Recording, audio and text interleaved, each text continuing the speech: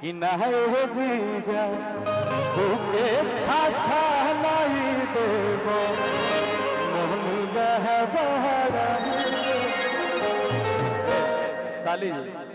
कि साली हो जीजा के हक जानी मारो सुनो छुए तो बटन भैया होली में सोना हो जिया तो समिज सहरा झूठे कहता बुला अरे वाह कि तुम नमस्ते झूठे कहता याद तुम तड़पाई देवा हंसताई दे और आर्यन बाबू कहाँ है आर्यन बाबू कहाँ सुनना आओ बाबू हमारे सब लोग डांस करेगा यार आओ सब लोग डांस करेंगे आओ और ये भी डांस करेंगे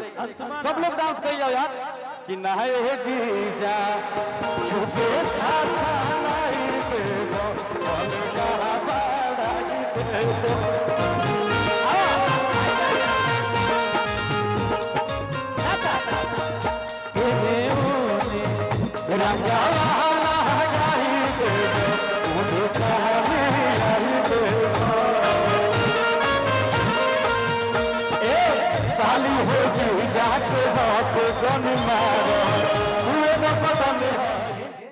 तो हम लोग भी जीजा ही हुए तब नहीं आप लोग मेरे बेटे लगेंगे अरे बाप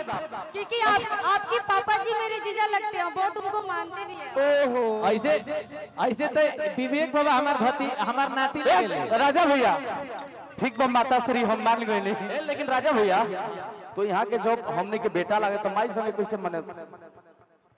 दिक्कत बानू वो भती एक मिनट अंकुश जी कि दिल लगा के देखो दिल लगा के देखो हो सके तो अजमा के देखो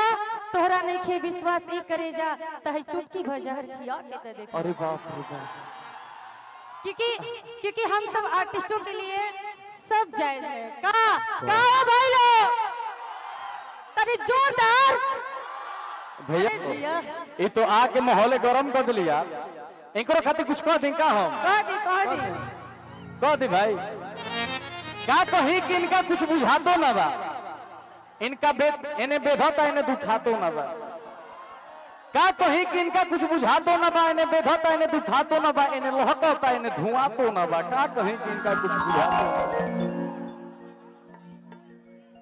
और कुछ बोलो का यहाँ के जी बोले अगर छेड़ बनी तो जी लेती जाइए जी कल गई बात के टूटे हुए प्यालों में कभी जाम नहीं आता भोजपुरी अच्छा हिंदी बोली ठीक अच्छा भोजपुरी बोली हिंदी बोली कोई तो भोजपुरी बोल देता नहीं कि तू चल जाई बात तो हम जियब कैसे अब फाटल कर देवा के सियब कैसे जब तक तू ढार के दे बना ए अंकुश तो तेरे हाथ से हम जाम पियब कैसे लेकिन सदियों से चलत आ रहल भाई लेकिन लोरा आंख बड़ा नजर जोन बानू बड़ा बढ़िया से मिला रहल बानी तो नजर को नजर की नजर से ना देखो नजर को नजर की नजर लग जाएगी नजर को नजर की नजर से ना देखो नजर को नजर की नजर लग जाएगी नजर को नजर की नजर लग गई तो नजर से नजर ना मिलाएगी और सुना रिकॉर्डिंग लगाओ राजा भैया नजर ही नजर में आंख चार हो गई तोहरा नैना के तीर हमरा दिल के पार हो गई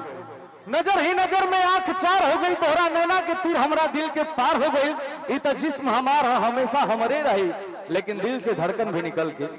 तुहार हो गई ऐसा बहुत सारा बात हमरा पास रिकॉर्डिंग लगाओ भैया हाँ एगो रिकॉर्डिंग लगा दो भाई ऑपरेटर दुल्हन भाई रे दुल्हन बनाओ लगा दो जब छोट रहनी ना तो सबसे पहले हमारे वो गीत जोन आप सब आशीर्वाद जो ना गीत के दिले रहनी तो अभी हमरा याद पड़ गया तो सोचा था नहीं कि एक लाइन आप सबके बीच गुनगुना दें उस टाइम और आप तो जैसे हम देख रहे वैसे ही हैं आप तो और हम छोटे थे अभी बड़े हो गए ना तानिया जी के कंधे इतना आता था कंधे इतना अब तानिया जी कंधा इतना अच्छा तब गाना गईले रहले हाँ कि आवा ढोढ़िए पर हाँ कि अब धोड़िए लिख दी सारा मोह कोई गुनाह गोरिया। ये क्या गले रहनु कि बक्सर बलिया बनारस गईनी और का आगे घूमी घूमी आराम कमर हिलैनी कि मिलल न कतही मन जोग मरदा आदि हल लगे हो आप सबके भाई कहले रहे कि आब ढूंढिए कहाँ आब ढूंढिए लिख दी सासाराम हो भूलिया कोई गुनाह गोरिया। आब ढूंढिए लिख दी सासाराम हो भूलिया कोई गुनाह गोरिया। ये गीत गौला लगभग हमारा लगा था कि 8 साल हो गई बा। बड़ा छोट से हमने के भी दावत में आप सब प्यार आशीर्वाद दे रहल बानी और ओकरा 1 साल पहले हम गइले कि हमारा घर में हरदिया नइखे दरदिया ये तो सुना ना भाई तू तो इहो तो गीतिया गेल रहल हाँ कि हम तुम्हारे में गलती तो पहले बानी बाकी एक बेरी गंगा नहले। ये भी लड़किया कह दिया हाँ कि जले बानी हम कुआर तल परदा होई। हाँ इस गाने का दुबई में शूट करके आए थे कि जले बानी हम कुआर तल परदा होई। राजा कोलना ए राजा कोलना बिया कब करदा होई। फिर सारा गीत बात जना के खूब आप सब प्यार दिल बाने। हम ही चाहता नहीं कि होली रिकॉर्डिंग लगाओ ना। अरे भाई होली तो गौनी है जानू ना ये जी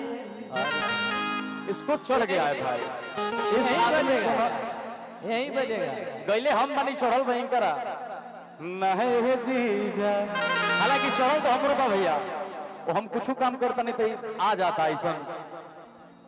एक बार ये वाला तुम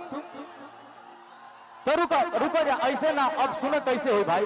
एक बार नु सब लोग अपना अपना मोबाइल के नु फ्लैश जरा दो प्लीज।